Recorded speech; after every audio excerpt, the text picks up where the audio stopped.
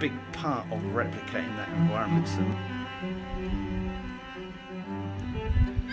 We have come to West Dean Historic Gardens. Now I know some of you aren't particularly interested in our little garden visits, but there are 10 secrets here that I'm going to steal for our own gardens, and I'm going to take you around and show you. In particular, I really like their Victorian greenhouses that they've all had remodeled, reconstituted, renovated greenhouses. They are amazing. Very few people have them, and if they do have them, they're normally wrecked. But here, they look almost brand new. So let me show you. There are some treats in store. Stop laughing, it's not funny.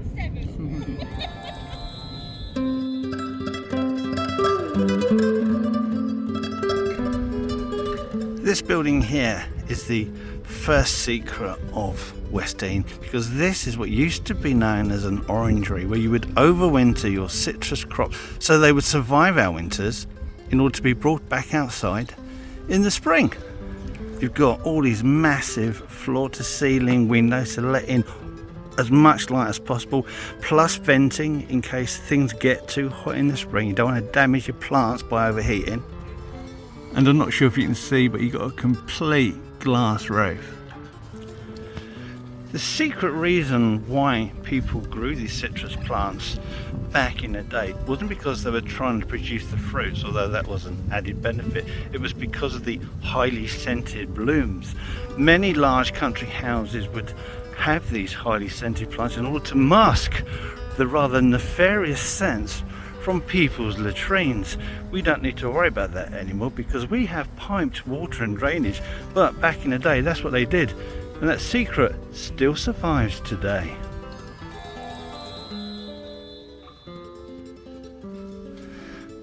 Now you might think that this might just be drainage for when you water your plants and the water falls on the floor, gets rid of it, stops you slipping over it, but actually there are heated filaments underneath here in order to maintain temperatures over the winter. It's a little secret they wouldn't know about unless you pulled one of these up.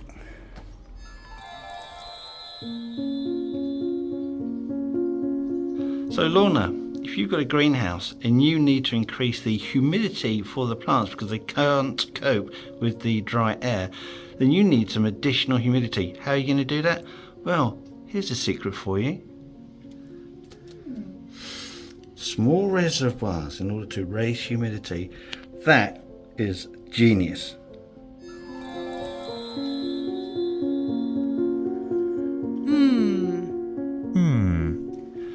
A big part of replicating that environment is to make sure that you get an awful lot of watering put into this house. You're looking at about approximately 3 meters of rain per year for these plants as compared to what we get in the UK, which is about a meter's worth of rain. So if you're watering that much to give it that much water, you are going to need good floor drainage. Now, we did see some grates in the other house that were hiding the heating pipes, but look down here, we've got ones that are just there so you can walk about and not slip over.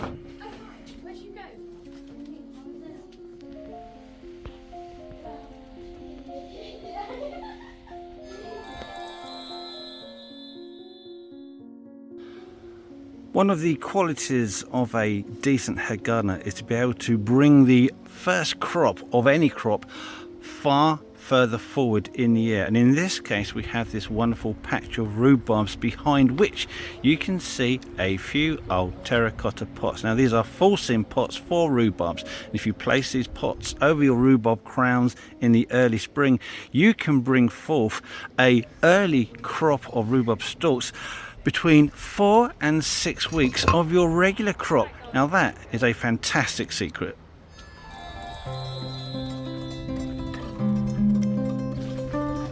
Lorna, do you see anything unusual about this wall? Is that a chimney? You got a chimney because this is a heated wall. So there's a cavity, you've got a wall here, a wall on the other side of the cavity, and you can see there's actual structural supports to stop the two sides from falling apart. So it's secured to each other. You've got a chimney, they put a fire at the base, hot air travels through this wall, and you would have probably been growing apricots against here and in this greenhouse, because they won't take out cold temperatures and early frost. They need the heated flipping wall. That is amazing. You hardly ever see these ceiling tack. Probably just fall down because they haven't been supported properly, but what a thing. You just don't see it.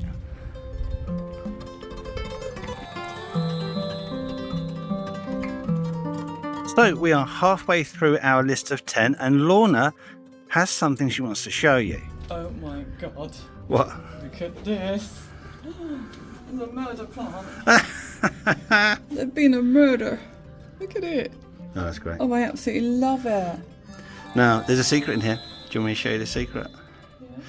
If you have plants that require dappled shade. The shading. Look at this metal shading, but it doesn't completely block it out because it's in slats. That's fantastic. On the outside, I love it. And it's on the outside. Really Yeah. clever. Does a fantastic job. And look how the light bounces about in it. Yeah, it's great, isn't it? Absolutely I amazing. love this. I think this might be my favourite.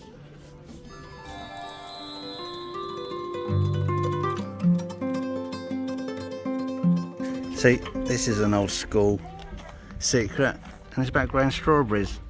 Strawberries are so cool because you grew them on a bed of straw simply to reduce the risk of slugs and snails getting on it and eating all your fruits. That's exactly why they call that. And here at Westdean, they're showing you that old technique.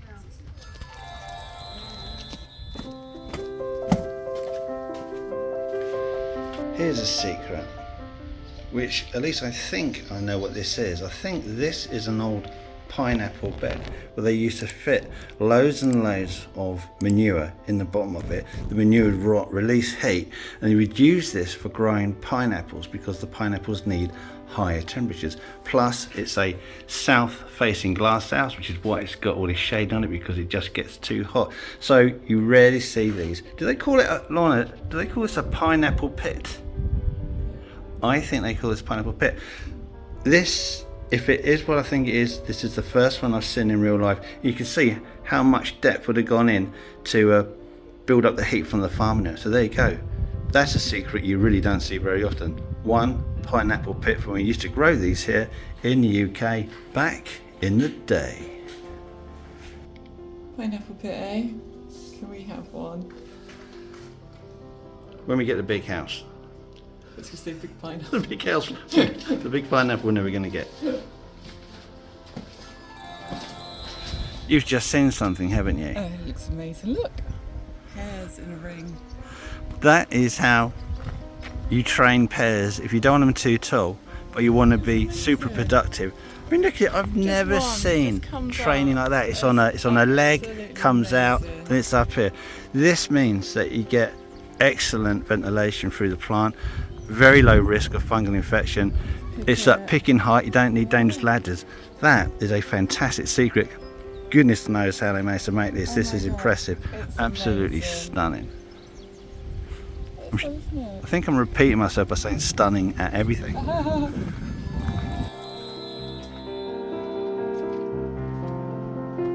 Here's a secret. Now, back in the day, they always used to orientate your greenhouses east to west to make the most of the day length. And the problem is, during the height of the summer, you get so much light coming into these that it heats these greenhouses up too much. So they whitewash the glass panels to reduce the amount of light going in, to reduce the temperature inside, because if it gets too hot, the plants will suffer. So another secret here, whitewash your windows to stop your greenhouse overheating and killing off your plants.